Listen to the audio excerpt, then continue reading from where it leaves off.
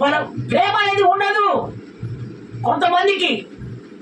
అందుకే నేను దేవుని బిడ్డలారా, ఆ గర్వము ఎప్పుడు ఉండకూడదు. ఈయన అవతల నిలబడి పిలుస్తున్నాడు దైవజనుడు. అయ్యా సరే, దైవజనుడు ఏమన్నాడు? అయ్యా అట వెళ్ళి 7 సార్లు ఆ యోర్దాను నదిలో 7 సార్లు మునిగి రాపోయ్యా, నీ అనారోగ్యం పోతుందని చెప్పాడు. బా గర్వపడ్డాడు. నేనేంది, నా సెటేజ్ ఏంది? 10 మంది రమ్మంటే పోతాను, 10 మంది కూర్చోమంటే కూర్చుంటాను. నా పలుకుబడి ఏంది, నా పద్ధతి ఏంది, నా కార్యం ఏంది? వీడు ఈ విధంగా అంటాడా అని చెప్పి మళ్ళీ ఆ రథాన్ని ఎక్కి, దాన్ని ఏమంటారు, మన గుర్రాన్ని ఎక్కి, గుర్రము ఎక్కి వెళ్ళటానికి ప్రయత్నం చేస్తే అక్కడ ఉన్నటువంటి ఒక దాసుడు, అయ్యా ఆయన నోటికి వెళ్ళి ఏ మాట చెప్తే ఆ మాట ఖచ్చితంగా జరుగుతుందయ్యా. మరి ఆయన ఏమన్నాడు? 7 సార్లు పోయి మునిగిరావన్నాడు, అంతే కదా, దానికి ఎందుకయ్యా ఆ విధంగా అంటామని అన్నప్పుడు ఆ గర్వం అనేది అప్పుడు అణిగిపోయిందట. దేవునికి స్తోత్రాలు చెప్తారా? ఒకసారి గట్టిగా, ఇంకొకసారి గట్టిగా చెప్తారా? అందుకనే దేవుని బిడ్డలారా, కొంతమంది దేవుని దగ్గర ఆత్మ పొందుకున్నోళ్ళు మన ఆత్మ పొందుకోవట్లేదంటే కారణం ఏంటంటే వీళ్ళకు గర్వం వచ్చేసి, వీళ్ళు మంచోళ్ళే పాపం. వీళ్ళు అక్కడక్కడ కూర్చున్నప్పుడు ఏయో మాటలు మాట్లాడినప్పుడు ఆ మాటలన్నీ ఏమైపోతాయంటే ఆత్మ దగ్గరికి వెళ్ళిపోతుంది. ఈ ఆత్మను ఏం చేస్తుందంటే పట్టేస్తుంది. ఏంటిది? ఆ మాటలు, ఆ సొల్యూషన్, ఆ పద్ధతులు, ఇవన్నీ మారటం వల్ల ఆత్మ దేవుని ఆత్మకు అడ్డొచ్చేస్తుంది. మళ్ళీ మాట్లాడారు కదా, మాట్లాడితే మళ్ళీ దేవుని దగ్గర మళ్ళీ తీర్మానం చేసుకుంటే అది పోద్ది. కానీ తీర్మానం చేసుకుంటే ఎట్లా మళ్ళా? మరి పొద్దుగాల నేను కూర్చొని మాట్లాడాలి కదా, వచ్చిన వాళ్ళు మనకి చెప్పాలి కదా, ఇప్పుడే తీర్చేసుకుంటే ఎట్లా? అందుకనే కొంతమందికి ఆత్మ వచ్చినటువంటి ఆత్మ మనం రావట్లేదంటే కారణం ఏంటో తెలుసా? అది పాయింట్. చేతుల స్తోత్రాలు చెప్తారా గట్టిగా? పనికిమైనటువంటి మాటలు మాట్లాడుతూ ఉంటారు. ఇప్పుడు అన్యులు ఏ విధంగా మాట్లాడతారో వీళ్ళు వాళ్ళకనే ఎక్కువ మాట్లాడతారు. మళ్ళీ దాన్ని దేవుని మందిరానికి వచ్చినప్పుడు మన పొద్దుగాల పోయి మాట్లాడాలి కదా అని తీర్మానం చేసుకో దేవుని దగ్గర. అయ్యా ఏదో నాకు తప్పైపోయిందయ్యా, ఇక తీసేయి ప్రభా, ఈ రోజు నుంచి అలాంటి పనులు చేయనయ్యా అని దేవుని దగ్గర పశ్చాత్తాపడి తీర్మానం చేసుకుంటే ఆ నీలో ఉన్నటువంటి ఆ మస్తు తొలగిపోయి దేవుని ఆత్మ అప్పుడు నీ మీదికి తిప్పుతుంది. అప్పుడు నువ్వు ఆత్మ చేత నింపబడతావు. కొంతమంది ఏమనుకుంటారంటే నా ఆత్మ బాయే ఎందుకు పోతుంది? దేవుడు నీ కాడి నుంచి బయటకు వెళ్ళిపోతాడా? ఎందుకు పోతాడు? వాడు ఎక్కడ పోతాడమ్మా? నీ కాడనే ఉంటాడు. నీవే ఆయనను పెట్టుకొని అలా మాటలు మాట్లాడుతూ ఉంటే ఆ మాటలను విని ఆయనకు ఒక బాధ కలిగిస్తున్నాను. అసలు తెలుసా నీకు? పరిశుద్ధాత్మను నువ్వు దుఃఖపరుస్తున్నావు. ఆత్మను పొందుకొని దుఃఖపరుస్తున్నాను. దుఃఖపరచడం వల్ల నా దేవుడు చాలా బాధపడుతున్నాడు. అక్కడ ఒక్కొక్కసారి ఎగురుతుంటే వినలేని ఆనందంతో ఆనందిస్తాను. మరి ఈ రోజు ఆనందం ఎడిపోతుంది. బాధాట్లు, చెట్ల కిందను, పనులలో అనరాని మాటలు మాట్లాడుకోవటం, పద్ధతి కాని చోట్ల కూర్చోవటం, తాగుబోతులతో మాట్లాడటం, ఎక్కువ తాగుబోతులతో పర్యాసం ఆడటం, ఒకరి కొంగులు ఒకరు గుంజుకోవటం, ఒకరి అంగీలు ఒకరు గుంజుకోవటం, ఇవన్నీ చేసడం వలన ఏమవుతున్నాయంటే దేవుడు మాట్లాడుతున్నాడు. ఈ మాటలన్నీ దేవుడు మాట్లాడుతున్నాడు, నేను కాదు మాట్లాడేది. ఇవన్నీ దేవుడు మాట్లాడు. ఇవన్నీ చేసుకుంటాం వలనే నీ ఆత్మ వచ్చిన ఆత్మ ఇక మళ్ళీ రాట్లేదు. ఇవన్నీ ఎఫెక్ట్ అవుతున్నాయి, ఇవన్నీ తగిలిపోతున్నాయి. అందుకనే నా దేవుడు చెప్తున్నా, ఆ గర్భాన్ని ఇక తీసివేసి దేవుని దగ్గర పశ్చాత్తాపడ్డప్పుడే అప్పుడు నీ కుటుంబానికి రక్షణ కలుగుతుంది, నీ ఆత్మకు సంతోషం కలుగుతుంది, నువ్వు అనుకున్నటువంటి కోరికని దేవుడు తీరుస్తాడు. కొంతమంది ఏం చేస్తారో తెలుసా? మనుషులు దేవుని నమ్ముకున్నటువంటి బిడ్డలు ఉన్నా కూడా పరిగాశాలు ఆడుతూనే ఉంటారు. కొంతమంది చాలా మటుకు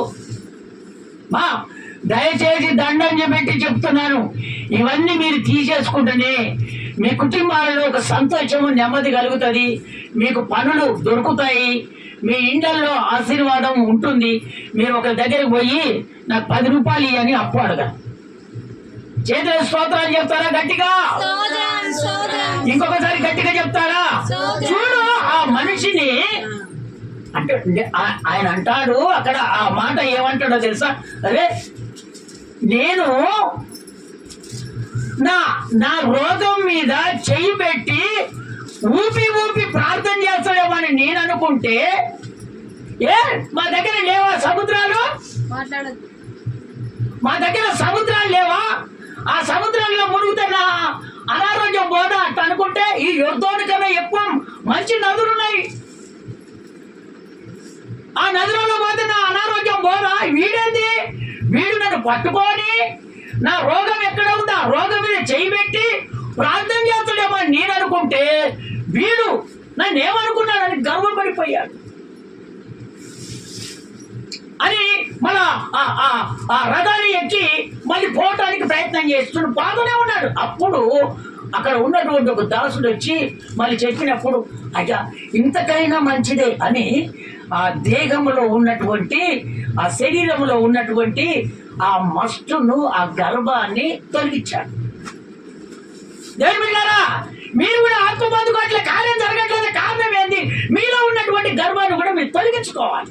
తొలగించడం వలనే దేవుడు మీలోనికి వచ్చేస్తాడు, మీ పనులు సాఫీగా జరిపిస్తాడు. ఆయన ఎవరో సైన్యాధిపతి. ఆయన ఎవరో సైన్యాధిపతి. ఎంతమందినైనా కొట్టగలడు. ఒక దేశానికి కింద రాజు కింద సైన్యాధిపతి. ఆయన సైన్యాన్ని నడిపించేవాడు. ఎక్కడ గురి చూసి కొట్టాలో అక్కడ నిలబెడతాడు ఒక్కొక్కరిని. అలాంటి ఆయన ఏమయ్యాడు తెలుసా? దైవ దేవుని దగ్గరకు వచ్చేసి ఆ గర్భానంతా తీసివేసుకున్నాడు. అయ్యా నేను పశ్చాత్తాపడుతున్నా, నేను అనరాని మాటలు అన్నానయ్యా దైవజనుడి అని అక్కడికి వెళ్ళి నా గర్భాన్ని తీసేస్తున్నానని చెప్పి ఆ నదిలో 7 సార్లు మునగానే పసిపిల్ల దేహం మాదిరిగానే తన శరీరం అయ్యి శుద్ధుడైపోయాడట. ఆ కుష్టి రోగం అసలు అవపడకుండా విడుదలైపోయిందట. స్తోత్రాలు చెప్తారా ఒకసారి గట్టిగా? ఇంకొకసారి గట్టిగా చెప్తారా? అమ్మా ఒక్కొక్కరు అయితే అనారోగ్యాలు పెట్టుకొని నిలబడతారు. ఎందుకమ్మా అనారోగ్యాలు పెట్టుకొని నిలబడేది? ఎందుకు వస్తాయి మీకు అనారోగ్యాలు? దేనికి వస్తాయి? సాధారణ ఎందుకు వస్తాయి నీ దగ్గరికి? చెడుకోవాలి నీ దగ్గరికి ఎందుకు వస్తాయి? నువ్వు దేవునికి ఎక్కడో విరోధంగా చేస్తున్నావు, అది నువ్వు తెలుసుకోవట్లేదు. నువ్వు చేసే ప్రార్థనలో పొరపాటు ఉంది. నీలో శుద్ధి లేదు. నీ దేహానికి మచ్చ ఉంది. ఆ మచ్చ ఉండటం వల్లనే నీ కార్యాలు జరగట్లేదు, నీ అప్పులు తీరట్లేదు, నీ బాధ తొలగిపోవట్లేదు, నీ పనులు దొరకట్లేదు, నీ అనారోగ్యం విడుదల కావట్లేదు. అందుకనే నీ దేహంలో ఉన్నటువంటి ఆ చెడునంతా తీసివేయాలి. ఇప్పుడు ఆయన ఒక సైన్యాధిపతి, ఆయన తీసేసుకొని శుద్ధులై వెళ్ళిపోలేదా? మరి మీకేంది అనారోగ్యాలు ఎందుకు వస్తాయి మీకు? ఒకవేళ ఈరోజు దేవుడు నీతో మాట్లాడుతున్నాడు, నీలో ఉన్న దేహంలో ఏదైతే మస్తుందో ఆ మస్తును ఆ గర్వాన్ని తీసివేసుకొని దేవుని దగ్గర నువ్వు పశ్చాత్తాపడు. మళ్ళీ వచ్చే వారములో నువ్వు సాక్ష్యము చెప్పుదవు గాక. ఇంకొకసారి గట్టిగా స్తోత్రాలు చెప్దామా? ఆ గర్భాన్ని తీసేసుకున్నాడు. ఆయన అనారోగ్యం విడుదలైపోయింది. యోబు ఏం చేశాడు? ఆయన దేహంతో మహిమపరిచాడు. ఆయన రెండంతల ఆశీర్వాదాన్ని పొందుకున్నాడు. దావీదు ఏం చేశాడు? అమ్మా మళ్ళీ మాట దావీదు మాట మర్చిపోయినావా? 31:9 కీర్తనల పుస్తకము.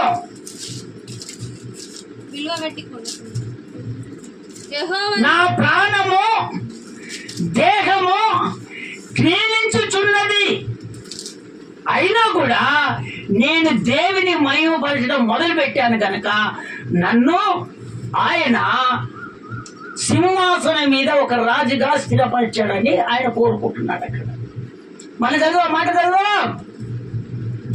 చదువు నాయన 31వ అధ్యాయం 9వ వచనం కీర్తనల పుస్తకం. యెహోవా నేను ఇరుకున పడి ఉన్నాను, నేను ఇరుకున పడి ఉన్నాను, నన్ను కరుణింపుము, విచారము వలన నా కన్నులు క్షీణించుచున్నాయి, నా ప్రాణము నా దేహము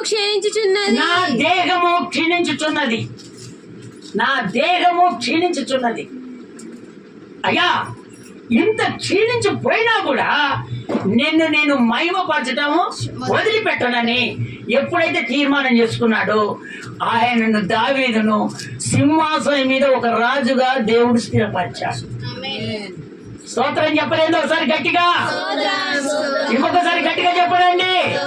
మరి ఆ దావీదుకు చేసిన దేవుడు, యోబుకు చేసిన దేవుడు, ఈ సైన్యాధిపతికి చేసినటువంటి దేవుడు మరి మీకెందుకు చేయడు అమ్మా? ఎందుకు చేయడు? అందుకనే ఎవరైతే అనారోగ్యాల చేత బాధపడుతున్నారో, ఎవరైతే ఏ సమస్యల చేత బాధపడుతున్నారో, నా దేవుడు ఇప్పుడు మీకు సెలవిస్తున్నటువంటి మాట, ఆ గర్భాన్ని తీసివేసి, గర్భము అహంకారము దేవుని బిడ్డలకు ఉండకూడదు. గర్భంతో దేవుని మనము ఏమీ చేయలేము. అందుకనే దేవుని బిడ్డలు ఆ గర్భాన్ని తీసివేసి, నేను చెడుగా మాట్లాడానయ్యా, చెడు పద్ధతిలో వాళ్ళతో మాట్లాడటం జరిగిందయ్యా, ఇక నుంచి వాటి జోలికి నేను వెళ్ళనని నువ్వు తీర్మానం చేసుకుంటే గనక ఇదిగో నీ అప్పులు తీరిపోతాయి, వింటావు, నీ అనారోగ్య విడుదలైపోతాయి, నీకు పనులు దొరుకుతాయి, నువ్వు సస్యశ్యామలుగా దేవుని కొరకు వైరాగ్యం కలిగి జీవిస్తావు. స్తోత్రం చెప్తారా ఒకసారి గట్టిగా? చదవండి దేవుని వాక్యంలోనికి మనం వెళ్తాం. రోమా పుస్తకం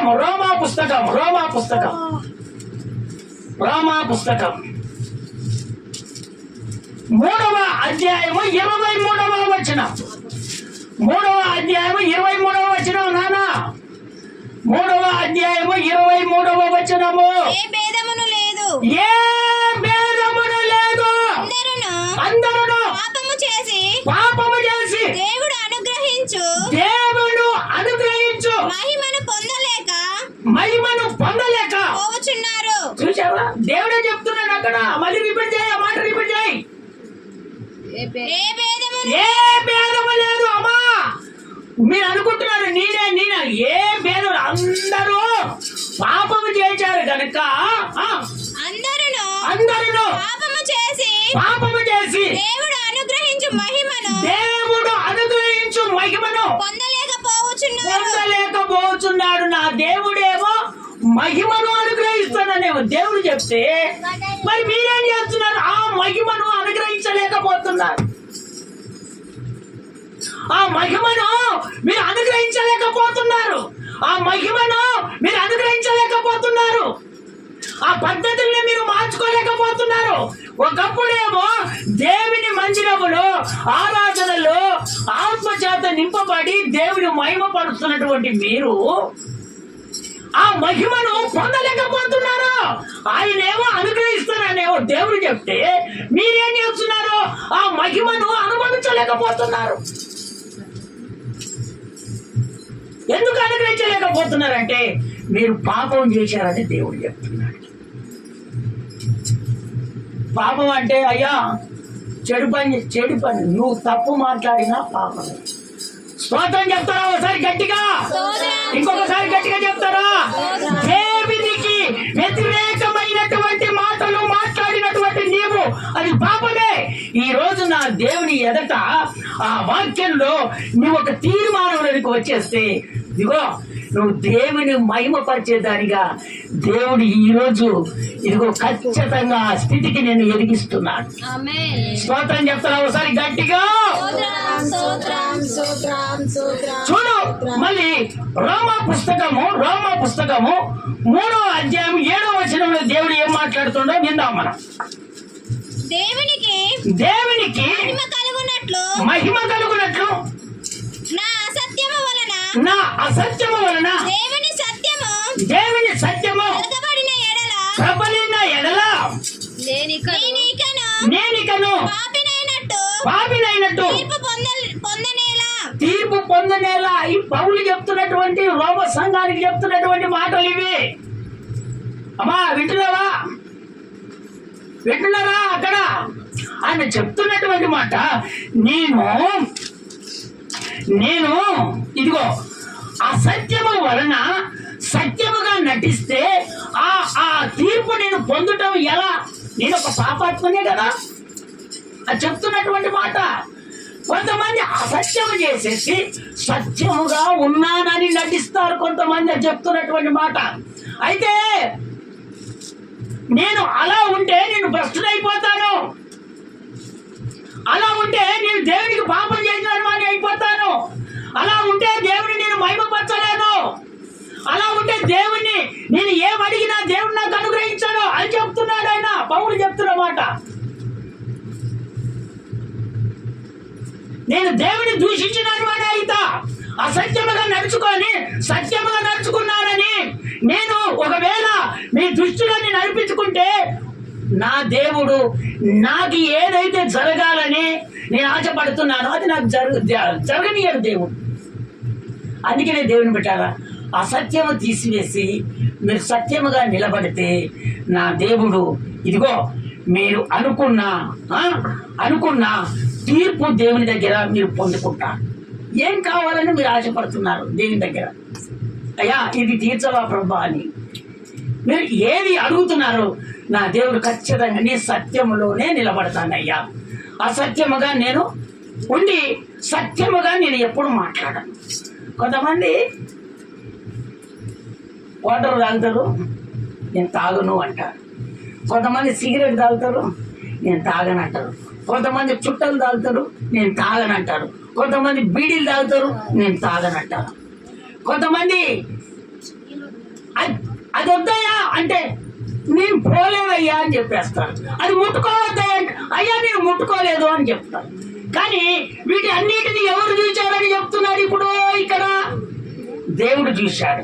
ఇవన్నీ నేను చేసి సత్యముగా నేను ప్రార్థన చేసినప్పుడు దేవుని దగ్గర ఒక తీర్పు నేను పొందుకుంటాను, ఒక అబద్ధకనిగా నిలబడతాను, దేవుడు నా కార్యాలు చెయ్యడు అని చక్కగా ఆ రోమ సంఘానికి సెలవిస్తున్నాడు మాట.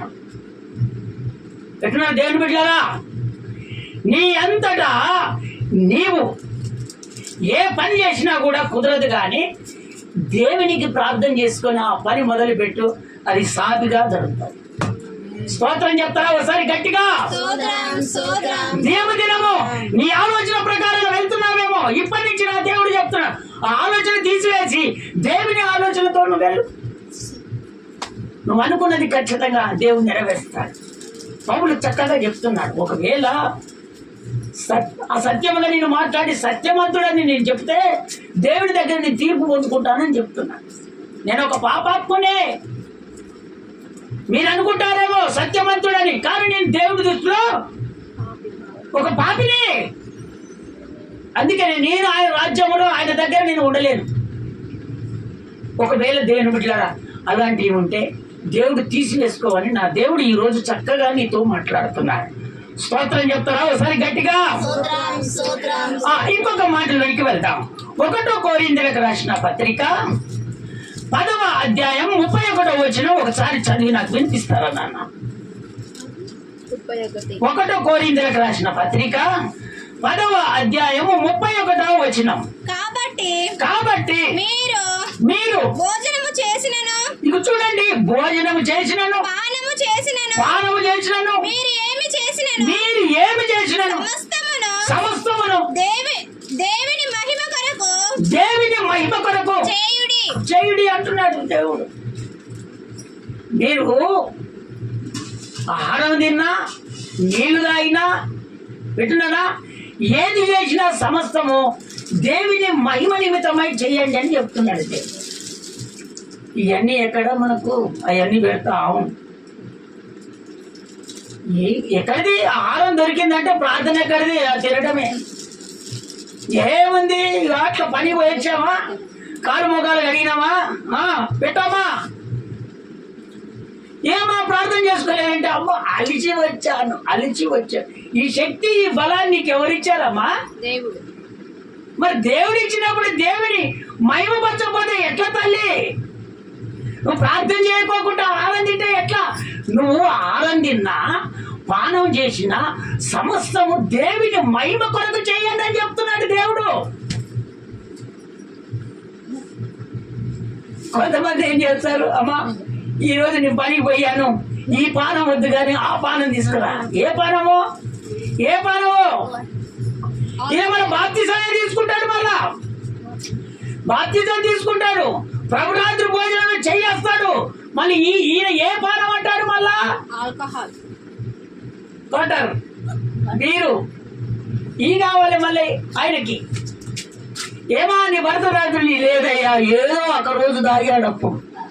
మరి సలహా ఇచ్చేది మళ్ళీ సలహా ఎందుకు ఇస్తుంది? ఎంతో మళ్ళీ ఆయన ప్రోత్సాహం చేస్తానికి. మళ్ళీ ఏంది, మళ్ళీ ఒకవేళ తాగుతుండని చెప్తే మళ్ళీ పనికి పోతాడో పోడు. మళ్ళీ ఇదొక ఏమే అయ్యగారు ముందర నేను తాగినని చెప్తావా? నేను ఈ ఈ నెల మొత్తం పనికే పోను అనగా నీ దేవుని బిడ్డలారా, మీరు ఆ విధంగా అదరకండి. ఆ విధంగా మీరు అదరకండి. మీరు మాత్రము దేవుని మహిమ నిమిత్తమై మీరు చెయ్యండి.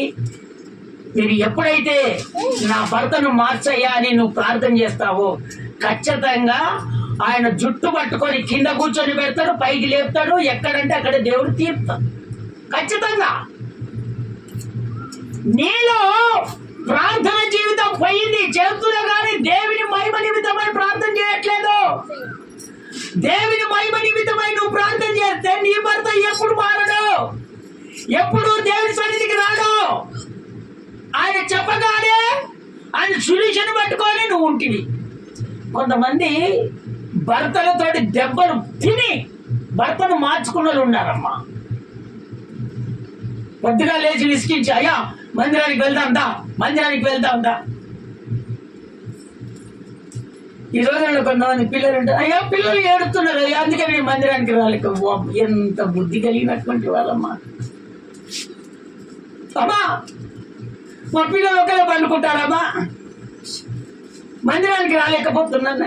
అరే ఏం బుద్ధి కలిగినటువంటి వాళ్ళు? నీ పిల్లలను సాధేది ఎవడు? ఎవరమ్మా?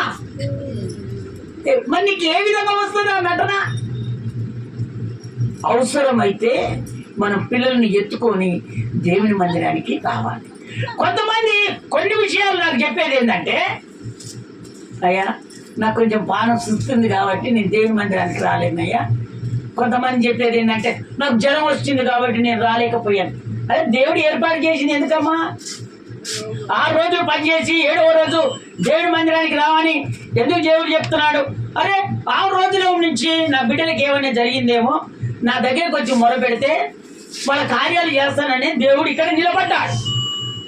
మరి జ్వరం వచ్చినప్పుడు ఇంటికడ పడితే నీ జ్వరం ఎట్ట తగ్గుతుందా? సూదులు వేపిస్తా, ఒక్కొక్కటి సూదులు గోళీలు.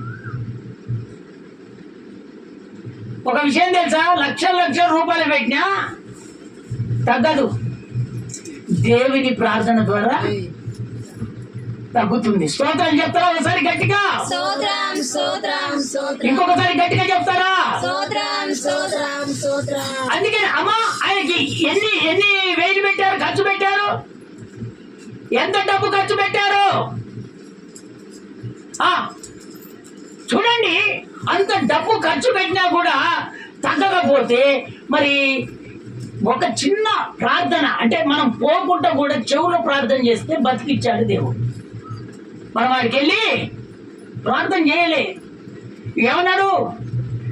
నా రోగం ఏడ ఉంటుందో ఆ రోగం మీద చెయ్యి పెట్టి నన్ను అది ప్రార్థన చేస్తాడేమో అని నేను అనుకుంటే, వీడు పోయి 7వ నదిలో 7 సార్లు మునగమని చెప్తాడా? వీడు ఎంత, నాకు వీడి బలం ఎంత? మా కాడ లేవా నదులు, మా కాడ లేవా సముద్రాలు? ఇంతకాలం ఎర్తోనికమైనటువంటి నదులున్నాయి. కరువపడ్డాడు. దాసుడు వచ్చి చెప్తే, అమ్మా అయితే ఇది నిజమే అని ఆ గర్వాన్ని తగ్గించుకొని మళ్ళీ పోయి ఆ యోర్దాను నదిలో 7 సార్లు మునిగితే స్వస్థత పొందుకున్నాడు. స్తోత్రం చెప్తారా ఒకసారి గట్టిగా? ఇంకొకసారి గట్టిగా చెప్తారా? అందుకనే దేవుని బిడ్డారా, దైవ సేవకులు పరిశుద్ధులతోటి చాలా సంతోషంగా ఉండటము అది మీ మేలుకి, మీ కుటుంబాల మేలుకు. పెట్టినారా? మీ కుటుంబాల మేలుకి. వాళ్ళ మాటలు ఈయన మాటలు విని దైవ సేవకునికి దూరం అయిపోయారనుకో, పెట్టినారా? ఎన్నెన్నో విడిపించుకుంటూ వచ్చాడు దేవుడు. ఒకవేళ ఆ స్థితికి మళ్ళీ పోయారనుకో, దైవ సేవకుడు మీ ఇండల్లో కూడా అడుగు పెట్టాడు. చేతులెత్తి స్తోత్రాలు చెప్తారా గట్టిగా? ఇంకొకసారి గట్టిగా చెప్తారా? పక్కవాడు ఏం చేస్తాడు తెలుసా? ఎన్ని రూపాయలు ఇప్పుడు అయిపోయినవా ఇంకో డాక్టర్ ఉన్నాడు అని చెప్తాడు. నిన్ను మంచిగా తిప్పించి డబ్బులన్నీ అయిపోయి అమ్మా ఊక అన్ని తిరిగి వచ్చినా కానీ మళ్ళీ ఆలే సలహా అన్ని తిరిగి వచ్చినా కానీ ఊక మా దేవుని దగ్గరికి పోయి అయ్యగారితో ప్రార్థన చేయించుకోకపోతుంది. మళ్ళీ చెప్పేది ఎవరు?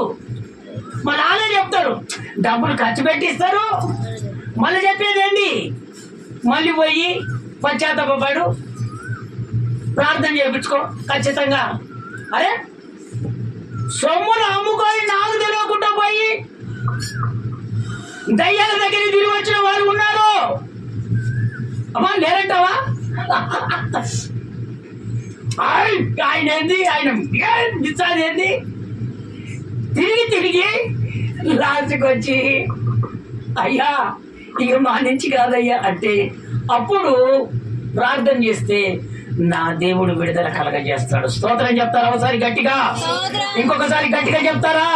ఇంకొకసారి గట్టిగా చెప్తారా? దేవుని బిడ్డలారా, ఏదో అయ్యగారు నవ్వించుకుంటున్నంత మాత్రాన అయ్యగారే విశ్వాసి. స్తోత్రం చెప్తారా ఒకసారి గట్టిగా? ఎట్లా కూడా మాట్లాడుతున్నాడండి. ఆయనను కించపరచొద్దు, దేవుని కించపరిచినట్టే మీరు. అర్థమవుతుందా తల్లులారా? కొంతమంది ఏం చేస్తారంటే సాక్ష్యాలు ఏదో విధంగా చెప్తారు, అట్లా ఇది ఇట్లా అని చెప్తారు. ఏది తప్పుడు బిడ్డలారా, అవన్నీ పనులు మనము చేయకూడదు. అందుకనే కొంతమందికి చెడుగా చెప్తే కుష్ఠరోగాలు వచ్చాయి.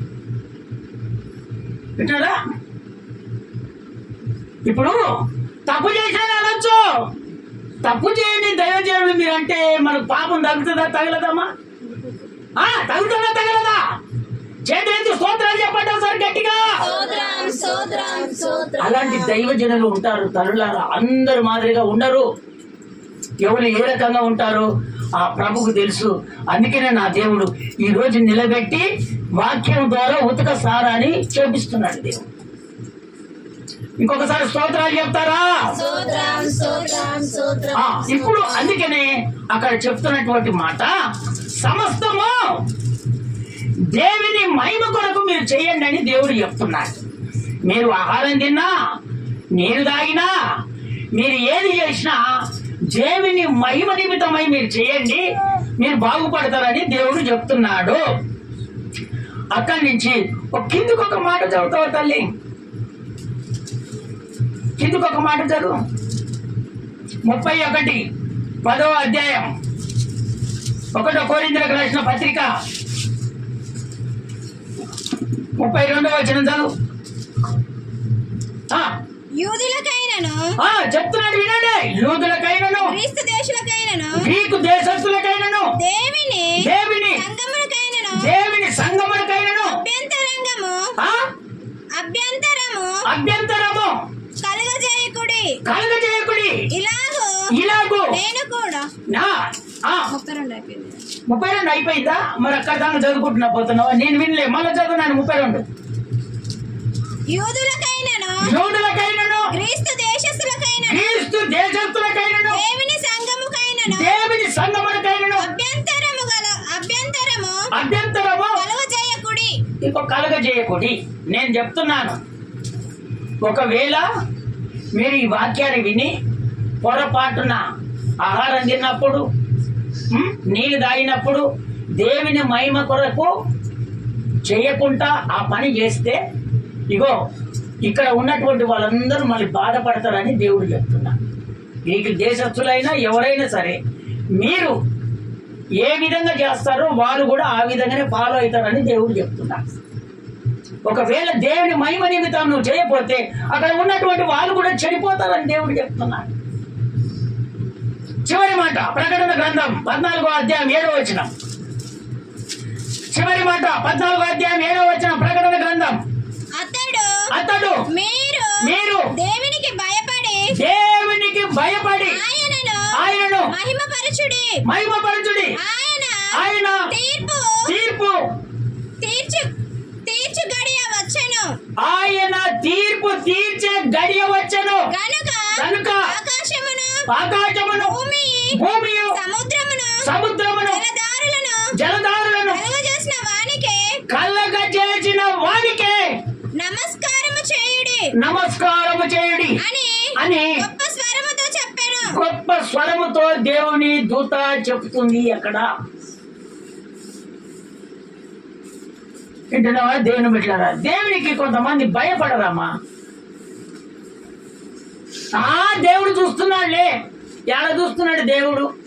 మా దగ్గరకు వచ్చి దేవుడు చూస్తాడు. ఎక్కడ చూస్తాడు దేవుడు అని కొంతమంది పోకిరి వాళ్ళు ఉంటారు. దేవుడు నమ్ముకున్న వాళ్ళే కొంతమంది. అలాంటి పనులు చేయకూడదు. మీరు ఏది చేసినా దేవునికి భయపడి చేయాలని దేవుడు చెప్తున్నారు. స్తోత్రం చెప్తారా ఒకసారి గట్టిగా? దేవుని భయపడకుండా మీరు చేస్తే మీ సమస్య తీరదు, పరిష్కారం కాదు. దేవునికి భయపడి ఆయనను మహిమపరిస్తే ఖచ్చితంగా మీ పరిష్కారము దేవుడు ఖచ్చితంగా తీరుస్తాడు. స్తోత్రం చెప్తారా ఒకసారి గట్టిగా? ఇంకొకసారి గట్టిగా చెప్తారా?